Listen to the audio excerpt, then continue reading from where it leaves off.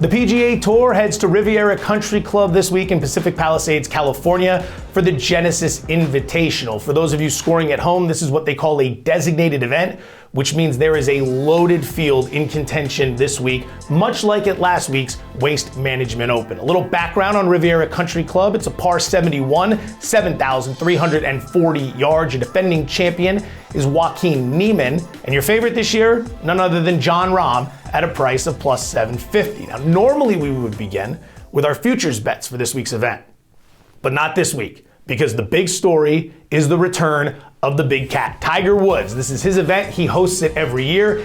He's back in action. So a lot of props have hit the board, which is what we're going to dissect first. For starters, Woods opened 100 to 1 to win this event. That was quickly adjusted to 150 to 1. His first round total, 73.5. So you can bet over 73.5 or under 73.5. It opened 72.5. You're gonna notice a trend here. And then finally, will he make the cut? Will he miss the cut? Make the cut open plus 135. It is now plus 250. Miss the cut open minus 155. It is now minus 300. Translation, all the adjustments and seemingly all the money are coming in fading Tiger Woods. After all, we haven't seen him for a while. 3 events last year, 3 majors. Last time we saw him was the Open Championship, where he missed the cut and wasn't particularly sharp at any point during that event. Prior to that, at the PGA Championship, he did make the cut, but he withdrew after the 3rd round. And then last year's Masters, where he did finish the tournament, he made the cut, but he got progressively worse as the event went on. Tough to handicap here. All right. He's had some success at Riviera over the years. He's played this course, or I should say this event, 14 times. He's made the cut 10 times. He's got 4 top 10s. There are other courses where he's played a lot better. I would say if you were going to do anything, small wager for me, that he makes the cut at plus 250. I normally bet against Tiger Woods, but that's because the public is generally all over him, creating opportunity and what I perceive to be his value, betting against him, to miss the cut, to play poorly. Well, now all of a sudden he's plus 250 to make the cut at an event he's familiar with. I'll take a shot on that. All right, he can fade in the weekend. As an older guy, sure, go ahead. But we just need 2 solid rounds early, and at plus 250, I'm gonna get involved. Let's move to the futures action this week. 2 picks before we get to our long shot selection. We begin Max Homa at a price of 20 to 1. I thought this was going to be closer to 15 to 1, 16 to 1. We're getting him at 20 to 1. All right, this is a guy, California kid, loves California courses. 4 of his 6 PGA Tour wins have come in California. He won this event 2 years ago, and he's got 3 consecutive top 10s. He's in good form, loves California courses, plays really well in this event. 20 to 1. Again, I thought it'd be closer to 15 to 1, so we're gonna get involved in Max Homa. Victor Hovland at 30 to 1 is another price we're gonna play. This has been trickling down. Was up around 33 to 1. We've seen it as low as 28 to 1 in the market. He's played here twice. He's shown great both times. He finished 5th and he finished 4th. He's top 20 in 5 of 7 starts this season. So he's playing well. He has a great history here, and he's 30 to 1. Those are 2 shots we're willing to take. If you want to go a little bit further down the board, our long shot selection for the week, Adam Hadwin, 110 to 1. A true long shot, right?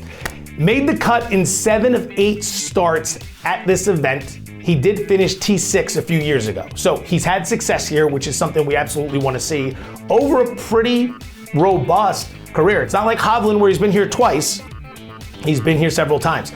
8 for 8 in made cuts so far this season, so he's in relatively good form. Last week looked fantastic, finished 10th at the Waste Management Open. He's an accurate ball striker off the tee, which is important Riviera when you're looking at some of the key metrics. Driving distance, driving accuracy, very big here. First round leader bets for this week. I'm going to take a look at Patrick Cantlay. How can you not? He jumps off the board considering how he's performed here in the opening round. Last 5 starts at the Genesis Invitational, his first round scoring average, 67.8. Of those 5 rounds, his worst was a 70, so he has an incredibly high floor. He's gone 68 or lower in 4 of his last 5 opening rounds here. So first round leader, we're going to have some money on Patrick Cantlay. For those who want to extend the bet, try to enjoy the entire weekend. Your 4-round matchup play of the week, Sam Burns, minus 120 over Cameron Young. Burns finished third here a couple years ago, so we've seen him in good form. Tied for 11th at the American Express a couple weeks back. Last week at the Waste Management Open, he finished 6th. So he's in good form over the last month and a half. He's had success on this course. It is interesting to note that he is the -120 favorite over Cameron Young, who finished 2nd here last year in his debut.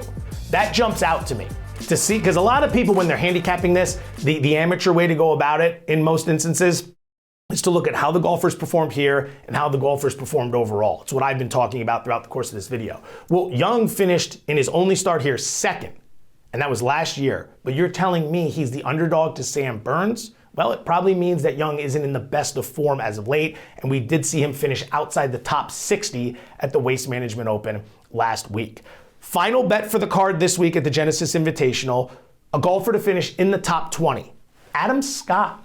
Former Masters champion, +210. I thought this was going to be closer to +175, so at +210, I'm in. He has been fantastic at Riviera throughout the course of his career. He won this event just 3 years ago. He has 7 top 10s in 14 career starts.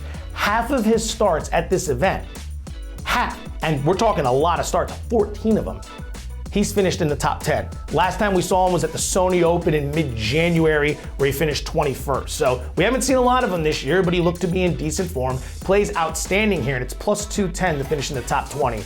Adam Scott's gonna be our final bet of the week. Thank you for watching. Always very much appreciated. Oddshark.com is the place to go for more golf coverage. We're rolling out a lot on the NBA.